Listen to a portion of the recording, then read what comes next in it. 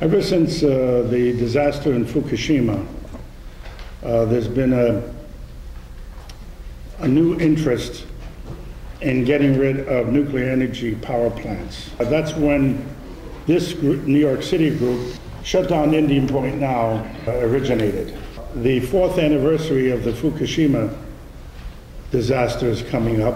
One of the things that we're working on now is to introduce a resolution in the City Council to close the Indian Point nuclear power plant, just 25 miles up the river. We consider this an extremely dangerous situation. So our featured speaker is Tim Judson. He's been an anti-nuclear activist for at least 18 years. I believe he was instrumental in closing the Vermont Yankee nuclear facility. And he's the executive director of the Nuclear Information and Resource Service in Washington. You know, Tom mentioned I'm executive director at NEARS, which is a DC-based national organization. We've kind of been the national hub for the grassroots anti-nuclear movement since 1978. And you know, I had, I guess, both the good fortune, you know, to get offered this position at NEARS about 1.5 years ago, as well as the misfortune of sort of being an economic refugee from New York City, which is where I was, you know, which is where I had been for several years before that, and have worked on Indian Point issues for a long time, since about, you know, since about 2000. And you know, during that time, I was also very involved, you know, in the campaign to close the Vermont Yankee reactor, which is owned by the same company as Indian Point. And so I have a lot of experience, you know, sort of understanding sort of what's going on with this company, and you know, and what are some of the ways that we can really close the plant. But to start with, I want to just get a sense of, like, you know, how many folks in the room, you know, really kind of know it all about Indian Point. All right, well, that's a pretty high percentage for New York City. But you know, for those who are kind of new and, you know, needing to learn about it more, I'll spend a few minutes talking about that. And I guess, you know, SDIPN, you know, formed in the wake of the Fukushima accident, and that actually provides a really important backdrop to understand Indian Point. You know, a lot of people focus on the issue of the earthquake with Fukushima having caused the meltdowns there. And that's only, you know, that was only a triggering event. What actually caused the accidents at Fukushima was, you know, the earthquake knocked out a lot of the power lines in the area around Fukushima, which caused a power outage at the plant. And then the tsunami basically washed out all of the backup generators that were there to provide, you know, backup sources of power to run the cooling systems at the plant. And then the batteries ran out several hours later, and those were that was the triggering event for the meltdowns of Fukushima. Was not the earthquake itself, although that probably caused some damage and contributed to things, but it was all of the backup safety systems lost power, and that's something that can be triggered at any nuclear power plant for any number of reasons, besides just an earthquake. Now, you know, at Fukushima, you know, what also happened was the dramatic explosions that everyone saw on the TV. And, you know, those explosions were caused by, you know, not so much, you know, the fuel itself having some sort of like nuclear explosion, but when the cooling water in the reactors was lost and the fuel rods in the reactors were exposed, that triggers the generation of a ton of hydrogen gas. Very explosive. And the pressures that build up inside the reactor and inside the containment structure are massive. And any small spark can set off this massive hydrogen explosion, which blew apart the reactor buildings at 3 of the reactors at Fukushima. And at that point, it was game over. And the only thing really that, you know, that prevented, you know, a tremendously worse situation at Fukushima was the fact that for most of the next 3 days, the prevailing winds were blowing most of the radiation out over the ocean. And so that's had, I mean, and there were actually US Navy sailors on ships off the coast of Fukushima that were there to provide, you know, assistance with the recovery effort and the disaster relief. who were very severely exposed to radiation. But the majority of the population in Japan was saved from massive overexposures to radiation just by the way the wind was blowing. With Indian Point, we're not likely to be so lucky. Indian Point, sort of like Fukushima, is located in in an active seismic zone. There's 2 earthquake faults that run within that intersect within a mile of the plant. And the tricky thing about Indian Point, because we don't think about the New York City area as being real prone to earthquake activity. We haven't had a lot of dramatic earthquakes around here, but we do have these earthquake faults that run through the area. And when Indian Point was first built, they didn't think there was any active earthquake activity in the area. And so when Indian Point was built, it wasn't built to withstand earthquakes. And so now what we know from the seismological evidence is that near Indian Point, you could have a 7.0 earthquake. And Indian Point was only designed to withstand at the most a 6.0 earthquake. So Indian Point has actually been rated by the Nuclear Regulatory Commission as the nuclear plant in the country that's most at risk of having a meltdown as a result of an earthquake. That's what we live with just 25 miles north of New York City. And to get a sense of it, the amount of, what the consequence would be to the city. There was a study done back in the early 1980s by the Nuclear Regulatory Commission. After the 3 Mile Island accident, everyone was curious about what would the consequences of a nuclear accident would be. And so they actually did a study. And what they found was that there would be, from Indian Point, because it's located in such a dense population area, there would be potentially, tens of thousands of people would be injured or killed if there was a major release of radiation from the plant. And the economic damage from an accident at Indian Point, the economic losses from lost land, property values, all that stuff, would be in the hundreds of billions of dollars. And so translated into today, we're talking about something that really endangers the economy, not just of New York State, but really the entire nation and potentially the world. Now, after Fukushima, the Natural Resources Defense Council actually did a study estimating the consequences of an accident at Indian Point, and they used all sorts of things, like new ways for modeling how radiation exposures and radiation plumes get released, wind data, all that stuff. And what they found was that the prevailing winds from Indian Point go right down the Hudson Valley to New York City, and that the most likely place for there to be for a large release of radiation to be directed would be down towards New York City. And what that means is that people in New York City, we can't. I mean, as we saw with Hurricane Sandy, when there's a need to evacuate people in New York City, we're essentially stuck. We can't physically mobilize enough people to get to safe areas. A few blocks away is maybe okay, but the idea of having to get people out of the city is basically impossible. And that was actually documented about 12 years ago. After 9/11, there was the concern about Indian Point actually got really hot, and we're experiencing the benefits of that today. Prior to 2001. There were actually some very, very serious safety issues at Indian Point, which I was involved in. They had actually had, an accident at Indian Point 2, which had caused a release of radiation.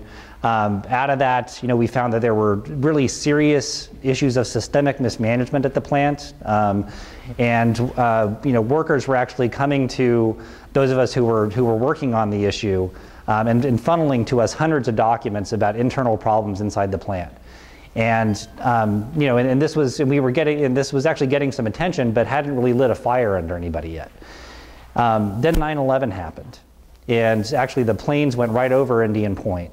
And in fact, it came out later that Al Qaeda had actually thought about targeting Indian Point at one point and decided not to because it would have been too serious for them.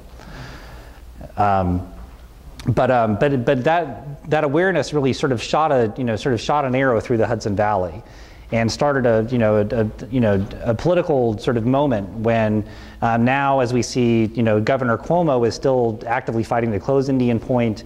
Attorney General Schneiderman was working to shut the plant down as well. essentially, we're facing sort of an existential, sort of threat with this plant. And New York City is actually the pivotal place. If New York City getting involved in the fight to close Indian Point is actually going to be pivotal in closing it. And that was actually blocked for over 10 years because Mayor Bloomberg had decided to support Entergy and support Indian Point. And we now have an opportunity with the new city council and the new government in New York City to change that. And so, we're working on getting a resolution introduced in the city council to call for the closure of Indian Point. And, the passage of that resolution will inject, a level of momentum into the, into the drive to close Indian Point that will really be pivotal. And I'll talk a little bit about that. So, where do things stand, and what's going on with Indian Point? So, Indian Point it's actually one of the first nuclear plants ever built in the country. There was a small test reactor built at Indian Point back in 1962. And that plant ran for 12 years without a backup safety system, and was eventually closed because of that. But by that point, Con Edison had already started building Indian Point 2 and Indian Point 3, which are very large reactors. And round about 1999, the state was ordering the utility companies to basically, sell off their power plants. So Con Edison essentially went from being a sort of integrated vertical monopoly of, doing everything from generating the electricity to delivering it to people's apartments, to basically just being the company that ran the power lines. And they sold Indian Point to this company called Entergy, which is a Louisiana-based power corporation that ended up becoming the largest owner of nuclear power plants in the Northeast. They now own 6 reactors in New York and New England. And Indian Point is sort of the crown jewel of their fleet. But as I said, Indian Point is now 40 years old, the 2 reactors that are still operating. Indian Point 2 started operation in 1973, Indian Point 3 in 1975, and Indian Point 2's 40-year operating license just expired in 2013. And Entergy for the last 7 years has been trying to get a 20-year extension on those to be able to run them until the 2030s. And that sort of has created this moment of uncertainty for Entergy in terms of what's going to happen with this plant. Indian Point is the only profitable nuclear power plant that Entergy operates in the Northeast. All the other plants that they operate are actually losing money, in some years hand over fist. And so Indian Point is the only thing that's keeping Entergy's business in the Northeast afloat. And for that reason, they're fighting very, very hard to keep this plant open. And that's why they've invested a lot of money in trying to keep New York City, people in New York City sort of, out of the fight to close Indian Point. So Indian Point is this. So they filed this application to relicense the plant for 20 years. At the same time, they're also having to fight with New York State over their water permits. New York State Department of Environmental Conservation has denied Entergy the renewal of their permits to use water from the Hudson River to cool the plant. And to give you a sense of why, and also how big how big a nuclear power plant is, Indian Point sucks in 2.5 billion gallons of water a day out of the Hudson River.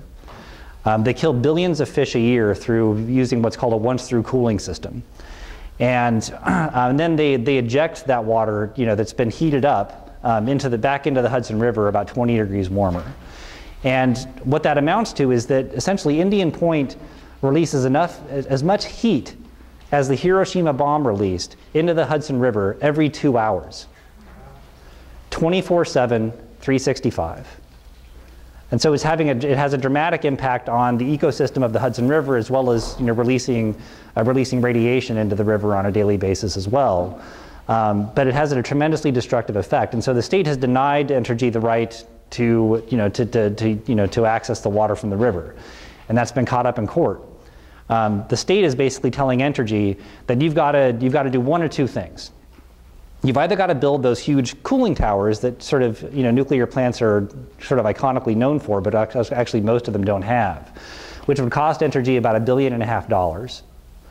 Or you've got to shut down for at least 3 months in the summer while the fish are spawning. And either one of those things, could be enough to put Indian Point out of business. The expense would probably be too much for Entergy to do either one of those things. But at the same time, there's Entergy's attempt to relicense the plant for an extra 20 years. And the state attorney general has been intervening in that case. They've actually pushed this farther than anyone's ever pushed a relicensing case before. The NRC, the federal government, has never denied a relicensing application. But this case has been going on for 7 years. And so there's actually a lot of uncertainty about what's going to happen. And there's some very big issues in some of that. One of them is actually an environmental justice issue. That within the 10-mile evacuation zone of Indian Point sits both Sing Sing Prison and a bunch of retirement communities and medical facilities where elderly people live. And in both of those cases, there's no plan to evacuate those folks if there's an accident at Indian Point and take them to safety. And so Clearwater, which is one of the environmental groups that's involved in the case, has actually gotten a hearing on whether Indian Point is actually a major environmental justice problem. There's a bunch of other issues involving different safety issues and stuff like that with an aging nuclear plant that are also involved in the case. But essentially, Wall Street is looking at at Entergy right now, and they're saying, we're not so sure that you're going to make it. Your only profitable nuclear plant is being fought tooth and nail by the state of New York, and you've got all these legal uncertainties with whether you're going to continue to operate. The only thing that sort of has Entergy's had in its favor is that essentially the political opposition to Indian Point's been blunted by the fact that New York City hasn't been involved. Even though most of the electricity in downstate New York is sold in New York City, the power prices are really high here because of the population in New York City. Essentially, Entergy needs New York City more than we need Indian Point. And so, by New York City jumping into this fight, we have the potential to basically, to push the momentum in the direction of closure in a way that we haven't had until now. So that's kind of where things stand. I think it's really important that SDIPN is getting reactivated. We're actually building a really strong campaign right now with a solid coalition, involving labor as well as other grassroots environmental groups and environmental justice groups in the city. So this is really an opportunity for us to come together and to push this resolution over the top. So with that, I can kind of leave it and open it up to questions. Could you talk about fatiguing steel? Fatiguing steel. Yeah. As I mentioned before, this plant is 40 years old. When they actually designed these things, they licensed them to operate for 40 years. But nobody actually knew how long they would last. The key components of the reactor are under heavy radiation bombardment as well as high heat and pressure stress. And so what you're seeing in a lot of these aging reactors is that key components like the reactor vessel, which is the primary containment for controlling the nuclear reaction, these things are all getting old and brittle. And in fact, there's a plant in Michigan where they've actually done some new tests of the reactor vessel at this plant in Michigan, which is a similar design to Indian Point. And what they found is that the reactor vessel is so brittle that if they had to inject a bunch of cold water in there to prevent an accident, that the reactor vessel could be embrittled enough that it could shatter. That's a problem that actually closed a nuclear plant in Massachusetts about 20 years ago. So the issues of the aging of these reactors is becoming a really serious safety issue, and it's also becoming a really serious economic issue. There's a bunch of nuclear plants in the country that are even older than Indian Point that are now becoming too expensive for the companies to operate them because they're having to replace a lot of these old components. And what it's turning out is that when these plants get old, they become as expensive to operate as it was to build them originally, which was in many cases billions and billions of dollars. I asked the question in the Q&A period, could the Public Service Commission take a role in closing Indian Point? Yeah. And And they said that that is not within their purview, but because of all the work they are doing in terms of getting renewable energy on board, it would make it easier to do so. Right. So my feeling personally is that we have to close Indian Point right away. We can't wait for all this other stuff, but it is a factor that's also helping to move in that direction. Absolutely, yeah, no, in fact, this is, I think, one of the key things, because what Entergy, see, Entergy, because they've known that the New York City is their weak spot, they've invested, they've hired one of the top PR firms in the world. It's actually the same PR firm that represented Dow Chemical after the Bhopal disaster in India. They've hired a really slick PR company to mount essentially like a sophisticated, public relations campaign, propaganda campaign for them. And so they've got a bunch of slick messages. We're going to hear a ton about them as soon as Entergy, gets realizes that we're actually going to pass this resolution, saying things like, it's going to cause blackouts if you shut Indian Point. The price of power is going to skyrocket. It's going to kill. You're going to kill kids because of asthma because the air quality is going to get worse in New York City. They know that these are issues that New Yorkers are concerned about, and rightly so. The fact of the matter is that Indian Point has basically nothing to do with any of them. But the key is that all the things we need to do to fix those problems in New York City, improve air quality, improve our sustainability with energy, investing in solar and energy efficiency and all those things are all going to undercut Indian Point's economics. Because what they're going to do is they're going to drop the price of energy.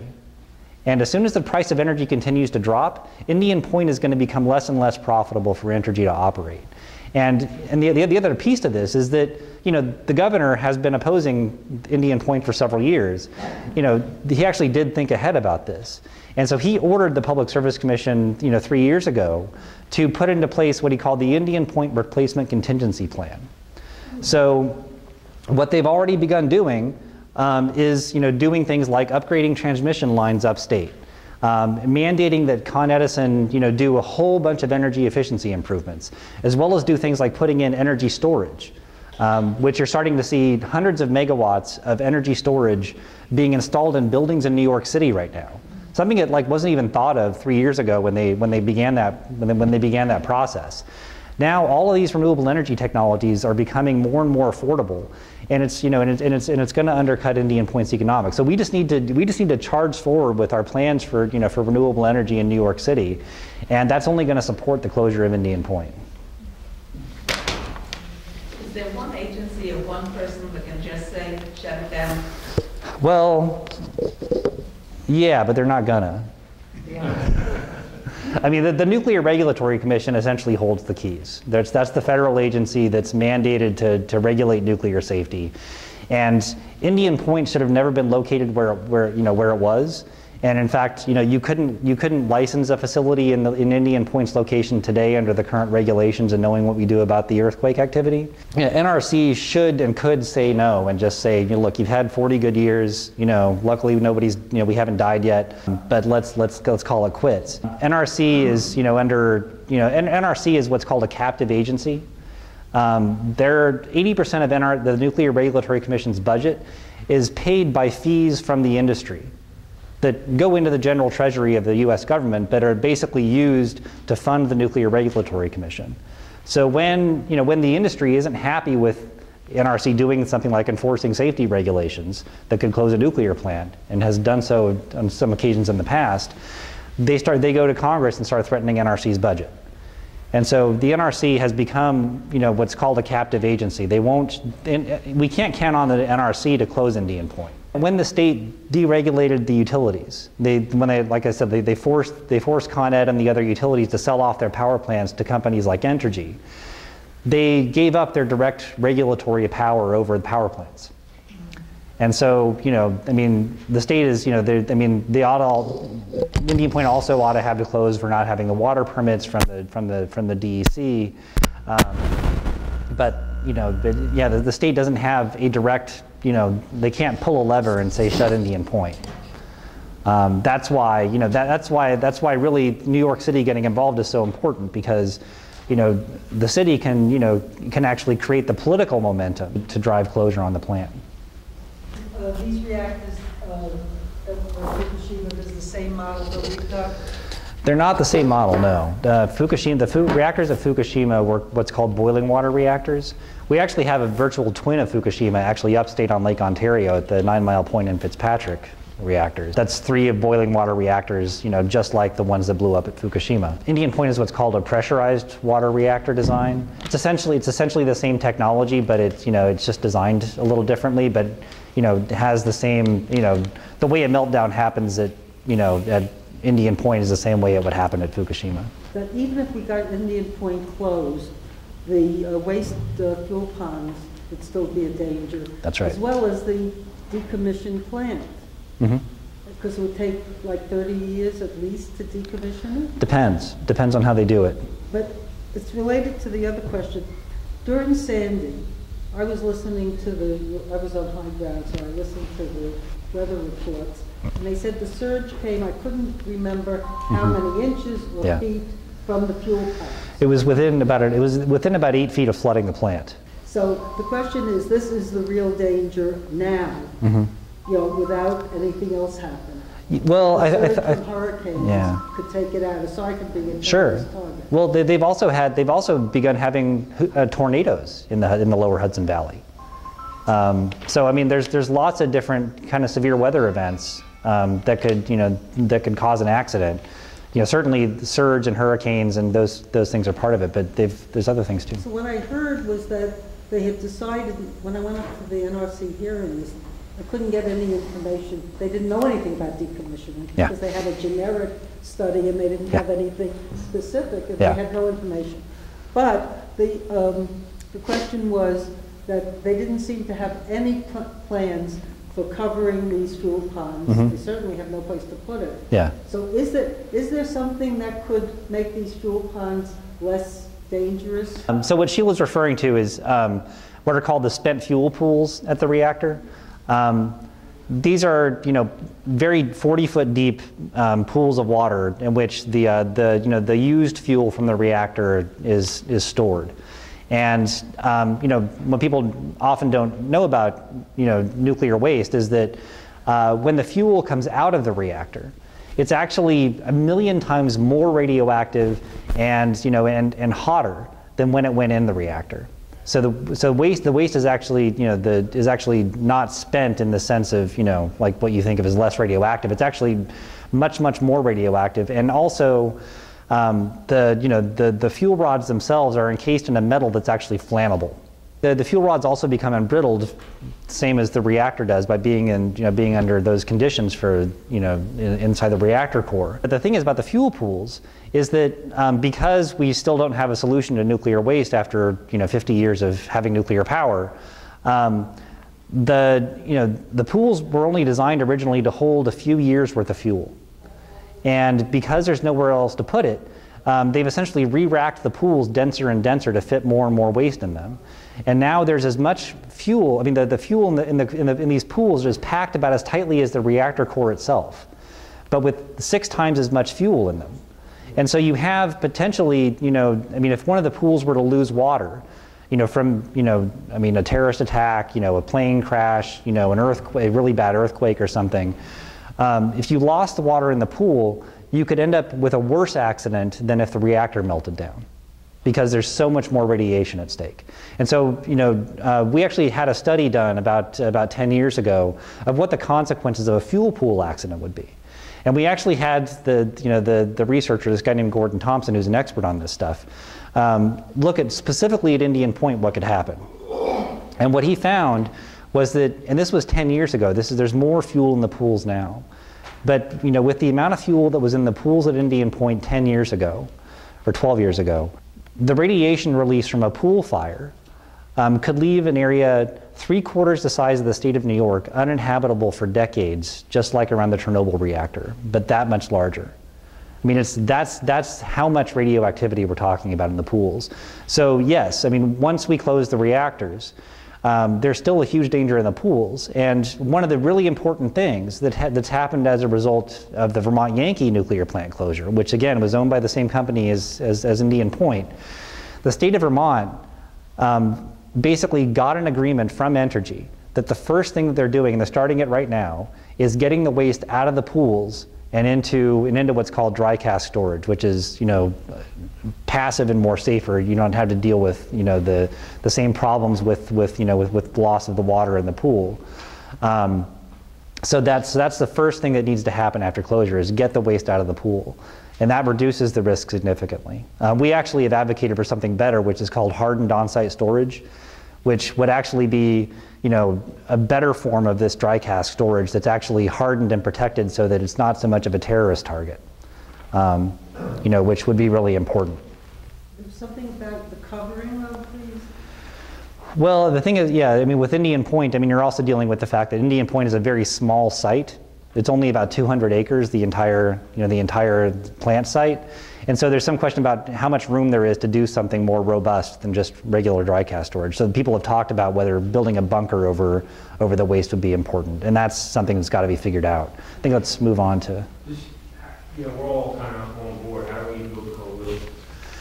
So, I think the first thing we need to do is to, start increasing, the size of the group. And so, I think, one of the things that would be really valuable is to organize more forums like this, in different parts of the city, to get the word out.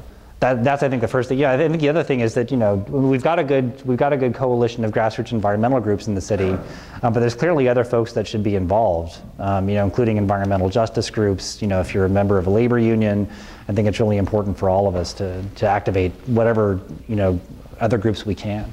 Mm-hmm. And I think you'll see some faster results. I think getting the business community to speak up about this would be huge, and I think you're right that the real estate industry ought to see a huge risk to them here. There's a number of things, things like what's called transmutation, where they try to bombard nuclear waste with radiation in order to get it to break down more quickly and neutralize it. To do it, you've got to actually create a worse waste problem in order to neutralize the small part of the waste that you can that way.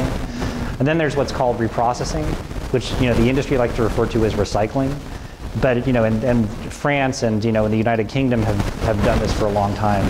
It's essentially the same process you use to extract plutonium from nuclear fuel to make nuclear weapons with. And what we've seen in the U.S. At all these nuclear weapons sites where they did this process of extracting the plutonium and processing the waste that way, is you end up with a much worse environmental problem from reprocessing than what we've got to deal with right now. And so reprocessing is not a solution in any way, shape, or form. In fact, there was a commercial reprocessing site in New York out south of Buffalo in the 1960s and 70s that operated for 6 years and was such a disaster that it was shut down, and President Carter ordered that there was a ban on reprocessing in the US since that time. And we're still 40 years after the closing of the West Valley site, and they're still cleaning it up. Yeah, and it's costing billions of dollars. Yeah, so Indian Point is what's called a baseload plant. So all nuclear plants are built this way. Nuclear power plants can't adjust their output at all. They're built, they can't ramp up and down to meet electricity demand. So they have to run flat out at 100% all the time. And so in the marketplace, they're what's called price takers. They basically have to sell their power whatever the price of the power happens to be. And so they're just, Indian Point is just cranking out electricity, into the lower Hudson electricity grid 24/7 when they're operating. And so there's usually a surplus of power in lower Hudson because Indian Point's such a big plant, and a lot of times that power is brought down to New York City. Sometimes especially the last couple of winters when there's been a cold snap, more of it goes to New England. But basically it goes into the grid in the lower Hudson, and then it's basically transmitted down to wherever it's needed. So we get the council to say New York City's agencies shall not buy power from Indian Point. So we get the council it's definitely really possible to write a contract like that. I'm not sure that they could. They could adopt a purchasing policy for where they will get their power from. But the thing is that because Indian Point's just selling its power on the market, all these power marketers that you have your option to sign up for with Con Ed, they're mostly buying their power from that same pool of energy. So it's hard to sort out. Why do you think that our government continues to support nuclear energy, considering what a tremendous, does this have anything to do with nuclear weapons? I think originally it did, and I think that there's still a strong nuclear establishment within the U.S. government. I mean, they're pushing to revive the nuclear weapons program all the time as well. But I mean, nuclear power sort of began as what was called the Atoms for Peace program back in the 50s, where the U.S. government was trying to basically to quell the sense of dread of atomic weapons, and so they created what they called the Atoms for Peace program to basically sell nuclear power as a benevolent way to use the atom. And I think now the industry has gotten so big globally that it's sort of got a life of its own in nuclear power. I think the reality is that that there are certain existential subsidies that were built into the industry at the time of at its origin, including what was called the Price-Anderson Act, which is this, basically this law that basically exempts the industry from most of the liability for a nuclear accident. There's other things, like the fact that the U.S. government passed a law in 1983, basically saying that the taxpayers will take ownership of your waste. And so basically now the taxpayers are, ultimately legally the owners of nuclear waste once it leaves the reactor site. And so there are certain things like this, which, if the industry actually had to pay for its own waste disposal and be responsible for the cost of an accident, I mean, reactors would close tomorrow. That's the reason why they had those still in place, is that, this industry is politically powerful, and, we've got to whittle away at it.